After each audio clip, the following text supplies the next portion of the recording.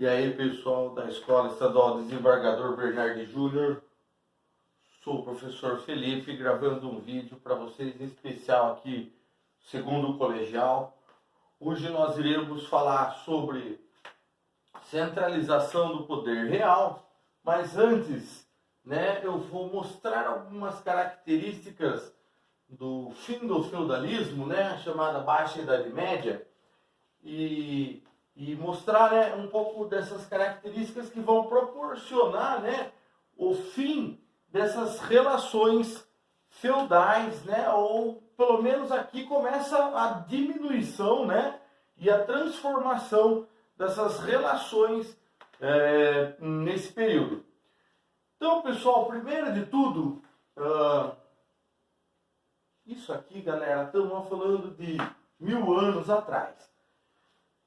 Aconteceram nesse primeiro século, no século XI, começaram, logicamente que não foi um evento marcado, pessoal? Isso aqui é um processo, ao longo dos anos, foram acontecendo essas transformações.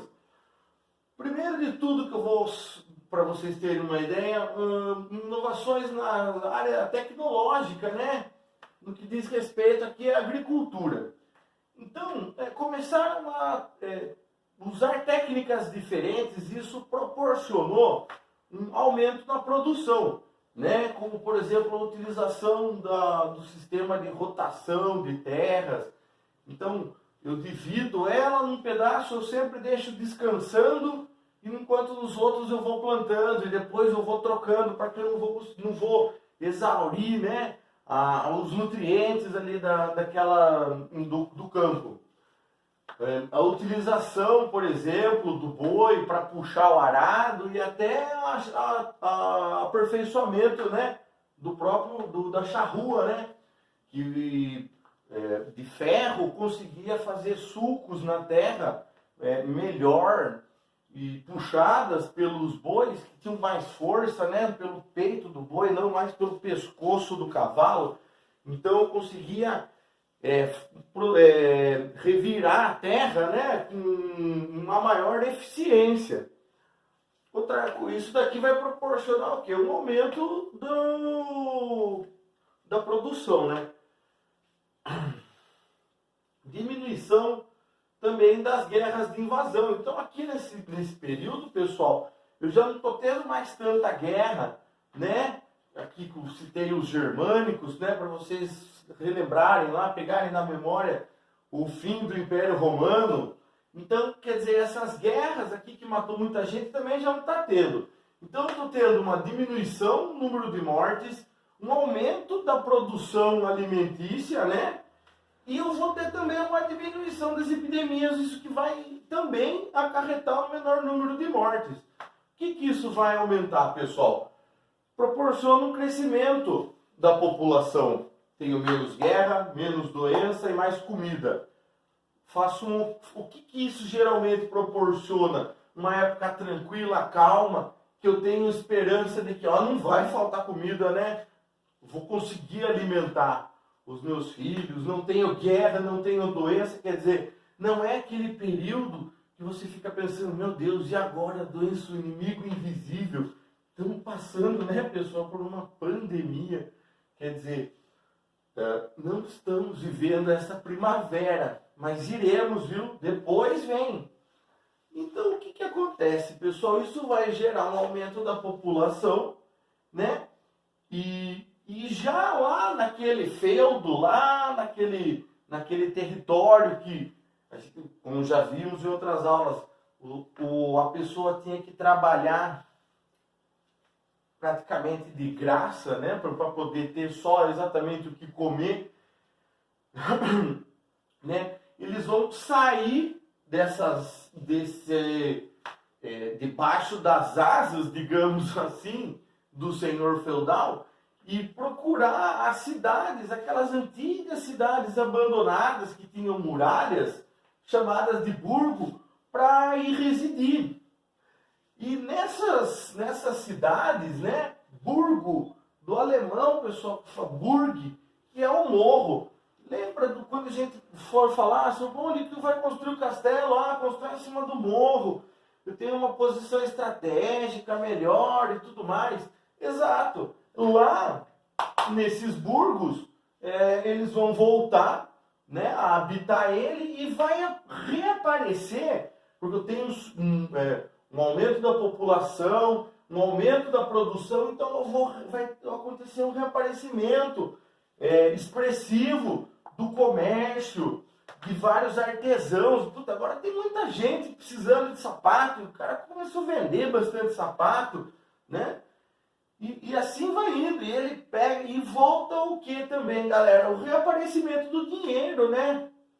O reaparecimento do dinheiro vai ajudar, porque nas relações feudais eu não necessito do dinheiro, né? Aqui então está acontecendo o que, pessoal? O reaparecimento, né? Ou está sendo uma reestruturação do que?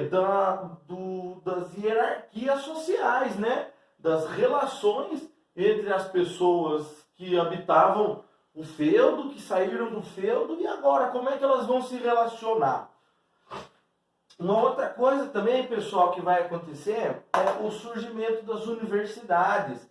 Logicamente, isso que eu estou falando aqui, dessa universidade, que a gente tem como modelo ocidental, né? E sem ser uma instituição religiosa. Tem, inclusive, isso é 1088, Bolonha, e o aparecimento do estudo de questões como direito, né, que vai influenciar lá naquela questão do comércio. Eu vou ter a medicina, né, a busca por pessoas, mas o que mata, né, vamos estudar como salvar, enfim. Logicamente que isso daqui, pessoal, não acabou ainda. Eu vou colocar mais umas outras questões aqui para você. Isso aqui, né, ela vai mudar o quê? O modo de vida das pessoas, certo? Então, só para vocês terem uma ideia, lá quando falaram em Baixa Idade Média, como que foi o fim do feudalismo? Então começou foi mais ou menos assim, tá, galera? Isso aqui é um breve resumo para vocês, tá? Uma explicaçãozinha assim bem básica para vocês seguirem em frente, porque na verdade isso aqui está relacionado com outras questões que a gente vai ver, né? A gente começou a falar do fim do feudalismo, mas a ideia aqui, ó, é o poder, como que isso aqui vai fazer com que o poder volte para as mãos do rei. Beleza, galera? Eu vou apagar aqui e eu vou colocar mais umas outras questõezinhas aqui para vocês e daí eu já volto aí, beleza? De volta aqui, pessoal, com mais algumas características ainda no século XI. A primeira delas, quer dizer, a penúltima que eu vou citar aqui é as Cruzadas, que foi, pessoal, um movimento militar de cunho religioso, mas também econômico, né? Que lá em 1095, o Papa Urbano, né, ele anuncia, né, ele emite uma bula papal, né, um comunicado que Roma, na época, pessoal, era um centro político. Não apenas hoje que ele é só religioso, né? Ela exercia, sim, o controle político dos territórios cristãos católicos. Então, o Papa, ele vai falar assim, ele convoca, né, os nobres franceses para libertar Jerusalém, que até então já tinha caído de novo sobre o domínio, né, dos muçulmanos, certo? E segundo o Papa, quem participasse dessa cruzada, né, dessa expedição santa, seria absolvido dos seus pecados. Então muita gente ficou interessada em ter os seus pecados absolvidos, principalmente os nobres, né? Por que será? E aí, é uma época também, pessoal, só lembrando aqui, fazendo um parênteses, é uma época também que as pessoas, é recorrente essa ideia de todo mundo achar que o mundo vai acabar, viu? Essa daqui é um período em que as pessoas estavam com essas ideias na cabeça, de que o mundo ia acabar, de que não sei o que, então a corrida para se ser absolvido, né? E a hora que o fim do mundo chegasse, você não ir para o inferno, era grande, né? As pessoas, hoje em dia, né? As pessoas, não sei se fariam um movimento desse, mas na época toparam. E como é que se ia da Europa para Jerusalém numa época dessa, pessoal andando, né? Eu vou fazer um vídeo só sobre cruzadas para vocês, pessoal. Isso aqui é um apanhado geral de algumas ideias que para vocês, certo? Então, o que vai acontecer? Muita galera vai aderir, né? Muita galera, de começo não são os nobres que são os mais assim fervorosos, digamos, né? Mas então ocorreu ainda no século XI, né? No finalzinho do século XI aqui, esse chamado do Papa, né? Que tinha aqui, pessoal, uma expansão do território, né? Sob a influência de Roma. Então eu aumento o prestígio da igreja, eu aumento o poder político que ela exerce sobre as pessoas, né? Eu aumento o meu território, consequentemente aumentando o número de súditos, eu também aumento quanto eu vou cobrar de imposto, né, galera? Vou reconquistar Jerusalém, que é um símbolo para o catolicismo, né? Não preciso nem explicar para vocês o porquê. E tem uma questão econômica, galera, ligado com essa ideia religiosa e militar, né? Não podemos esquecer também dessa questão econômica, porque quando essa galera vai para o Oriente, eles, além de saques serem permitidos, então o cara ia na esperança de enriquecer, né? Ele ia na esperança de conquistar um pedaço de terra. Não podemos esquecer que estamos falando do finalzinho ainda do feudalismo. Terra traz prestígio, né? Terra traz prestígio, traz poder. Então o cara, muitas pessoas, eu não vou falar muito porque eu vou fazer um vídeo só sobre isso, né? Então ele tinha esse interesse, né, econômico, porque podiam saquear, certo? Sem falar no contato que daí a Europa vai ter, galerinha, com as mercadorias, os produtos que vão vir, né, do Oriente, e que a Europa ainda não conhecia, não era comum, né? Isso daqui na Europa. Sem falar de uma outra coisa, né, pessoal? As cruzadas, que não vão ser também não é um evento, tá, pessoal? Não só, o que foi a cruzada? Não. Foi também um processo, demorou vários anos. Isso aqui atravessa séculos, galera. E ela vai ajudar no controle das rotas comerciais, sim, viu? Né? Porque à medida que eu vou indo para Jerusalém, até chegar em Jerusalém, as cidades que forem sendo conquistadas vão acabar servindo também como um entreposto comercial, é óbvio, tá, galera? Não é só para ser absolvido dos seus pecados. Até porque aqui a ideia de saque, né, aconteceu muita atrocidade que poderia ser considerado pecado, né? Então, vamos lá, pessoal. Eu vou de novo apagar aqui e daí eu vou passar uma outra questãozinha para vocês e eu já volto. Um outro fator, né, pessoal, que vai contribuir também para a formação, né, para a centralização do poder nas mãos dos reis, de volta para as mãos dos reis, né, são as guerras, né? Dois exemplos que já foram citados lá nas aulinhas do centro, lá de mídias, né? A reconquista da Península Ibérica e a Guerra dos 100 Anos, né? Que tiveram aí interesses diferentes, mas elas vão acabar, de uma certa maneira, ajudando a fortalecer o poder do rei, né, galera? Uma moto passou aqui, eu não sei se gravou. Se gravou, desculpa. Primeiro lá, Guerra de Reconquista da Península Ibérica, né? Península Ibérica, galera, vou aqui a imagem, tá? Lá Portugal e Espanha, né? Onde hoje é Portugal e Espanha, desde o século VIII, sob domínio árabe. Então eles vão começar a expulsar. A cruzada ajuda, né? Esses nobres aqui, eles vários vão conseguir apoio justamente, estou expulsando os árabes da península.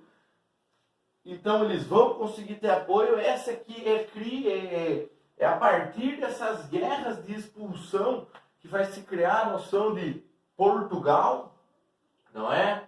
Também acontece a união entre Castela e Leão, que vai dar origem à Espanha, né? Eles vão expulsar os árabes. Isso aqui vai dar para eles uma noção de pertencimento a um mesmo grupo, né? E esse grupo, essas pessoas, elas estão, né, intimamente relacionadas com objetivos em comum, né? Religioso, econômico, enfim, né? E vai criar-se essa ideia, né?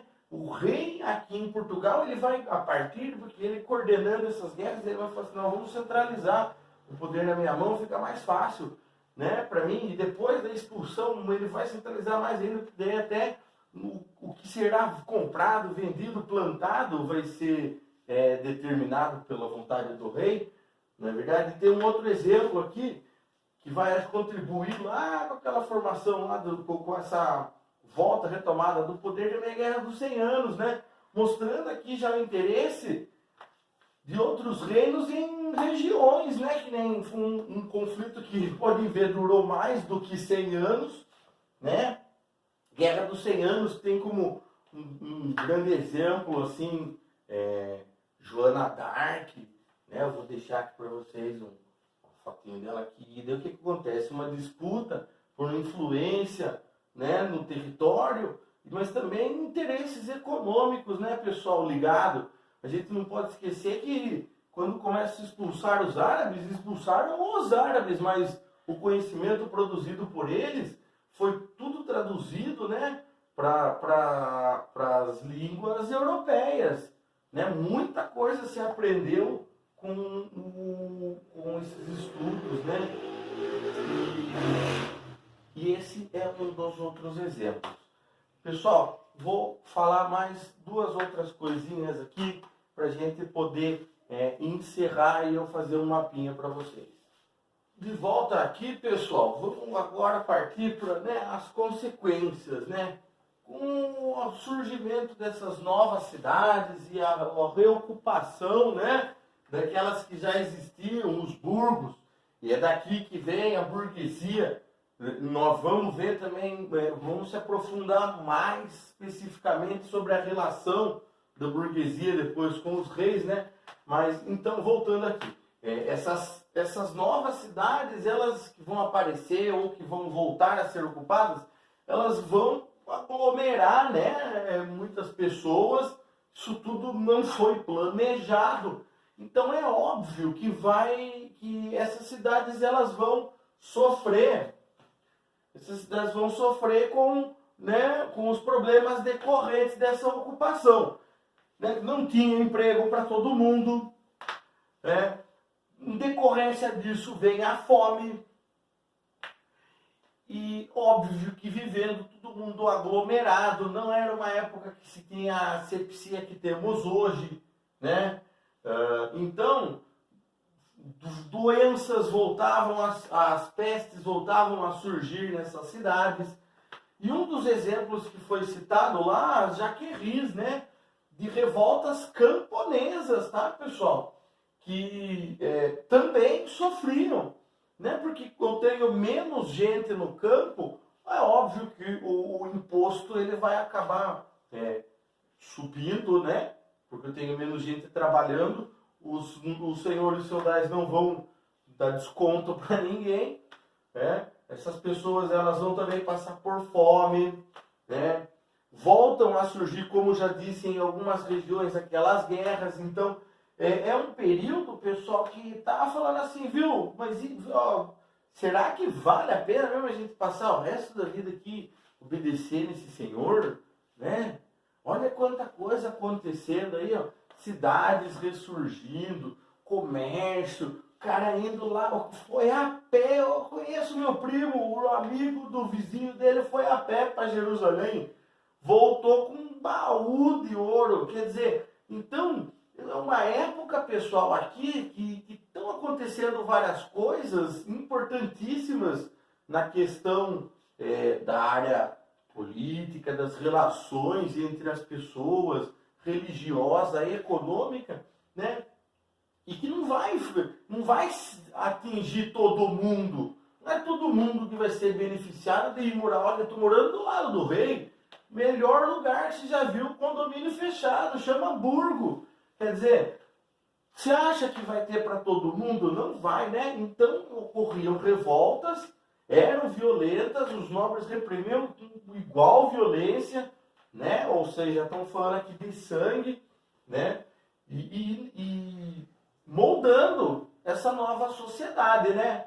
Moldando. Como é que aquele feudo lá está entrando numa século XIV, estamos falando aqui. Como é que aquele feudo lá entra numa revolta e eu aqui pensando como que eu vou combater o exército inglês?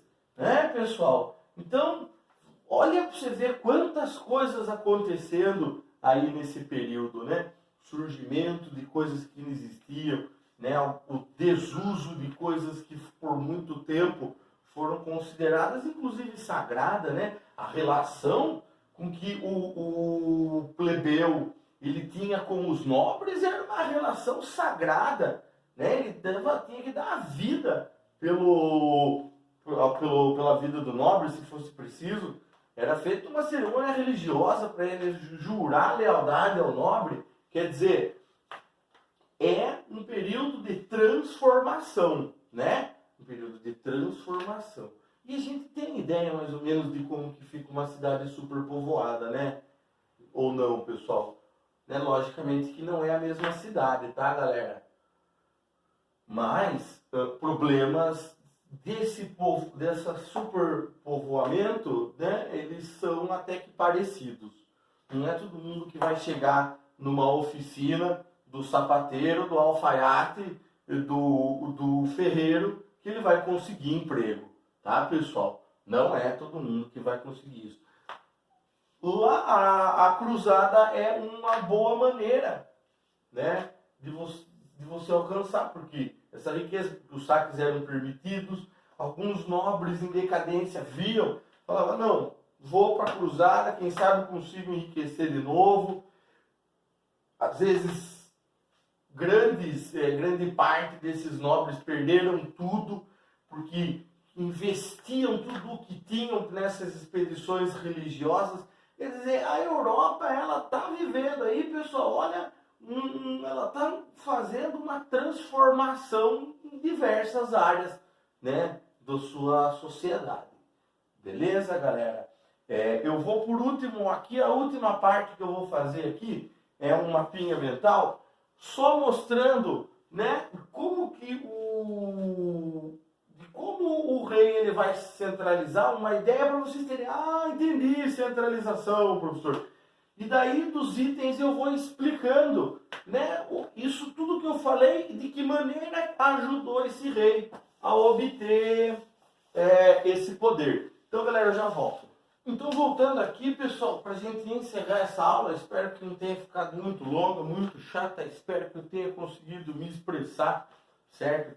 Através do Facebook aqui, só para relembrar antes da gente acabar isso aqui, eu vou postar no Facebook, lá nos grupos de cada sala, né? Vocês poderão deixar comentários, peço que mostre para o colega lá, falar, o professor fez um vídeo falando. Aqui, na verdade, eu tentei fazer uma síntese de tudo que foi falado na semana sobre esse assunto, né, pessoal? Aqui para fazer um apanhado para vocês, né? Não sei se para vocês o Facebook fica mais fácil de vocês acessarem e reverem do que o centro de mídias, ou se perdeu, quero rever, ou enfim. Bom, trabalhinho, pessoal, dessa atividade aqui. Hoje eu não vou passar um por causa que já tinha atividade para vocês, lembra? Se vocês fizeram o que eu fiz, já tá legal, por causa que não era uma coisinha só, na verdade já eram duas. Enfim. Para acabar, pessoal, centralização do poder do rei. O rei, como é que ele vai conseguir? Vou dar um exemplo lá que a gente já viu, Portugal. Então eu começo expulsando os árabes, beleza. Como que eu vou expulsar? Através do exército, né? Então, o que vai acontecer aqui? Esse exército, pessoal, ele vai deixar de ser aquele exército que era convocado pelos senhores feudais, né?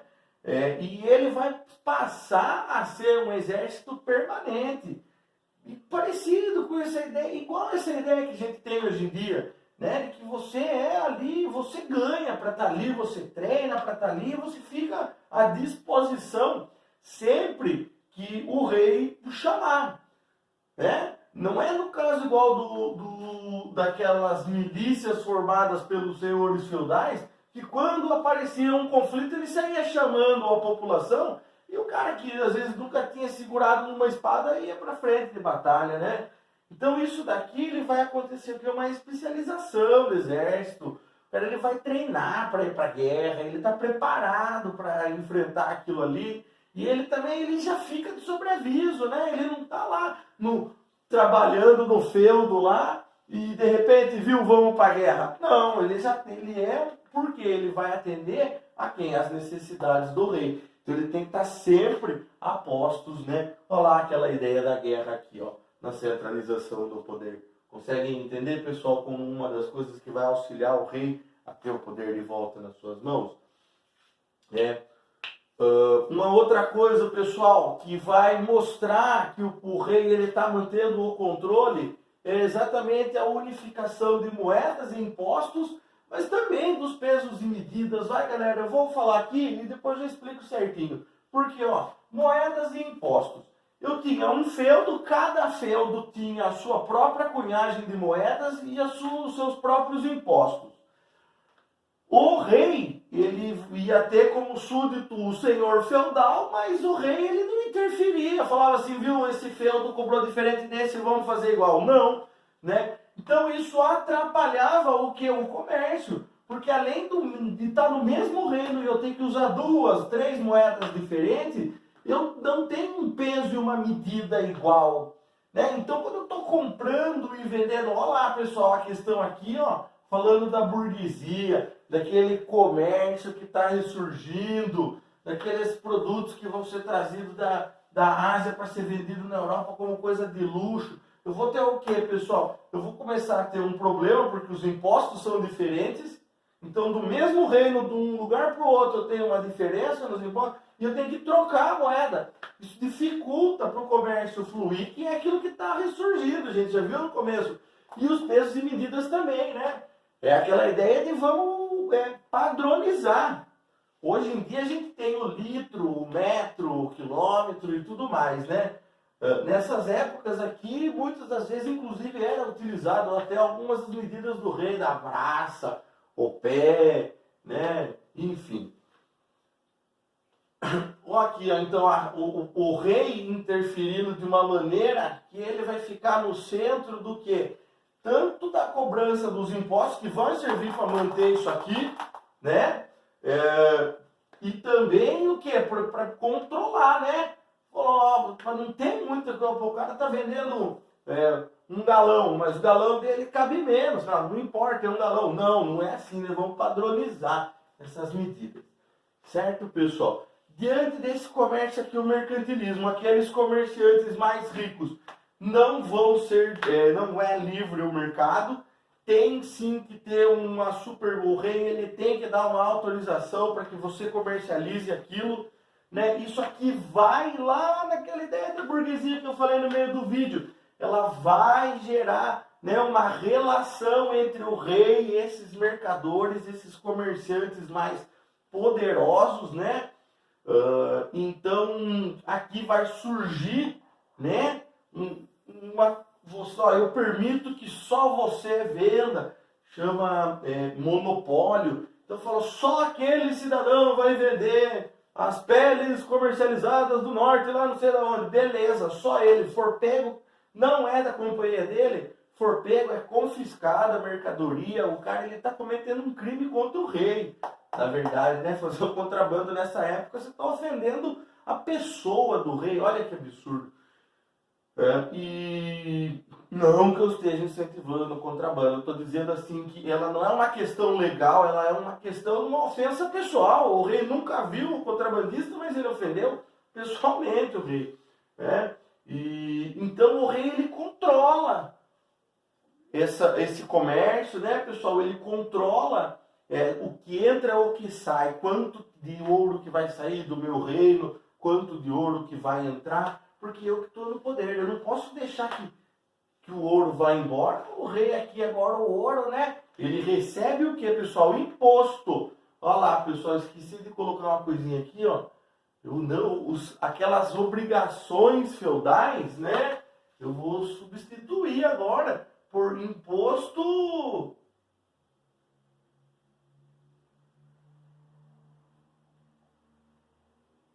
em ouro, né, galerinha? Eu vou querer o quê? Eu quero entrar nessa onda também, né? Tá vendendo muito? Beleza. Tenho que ter um exército para proteger, né, de uma invasão. E vai também acontecer, né, galera, aqui, a nobreza da corte. Muitos que perderam o prestígio lá das cruzadas, porque muita gente perdeu terra, vai ficar cercando esses nobres, né? Muitas pessoas que talvez ganharam dinheiro também vão cercar esses nobres, e vai ser criada aqui a ideia da etiqueta, né, galera? Daqueles bailes, e você diz, você não coma assim, não sei o que, limpa a boca, né? Não põe o dedo no nariz, enfim. Vai se surgir essa etiqueta para diferenciar, falar, eu não sou plebeu, eu sou um nobre, você está falando com um cara aí que tem sangue azul, né, pessoal? Não é qualquer um que você está falando, né?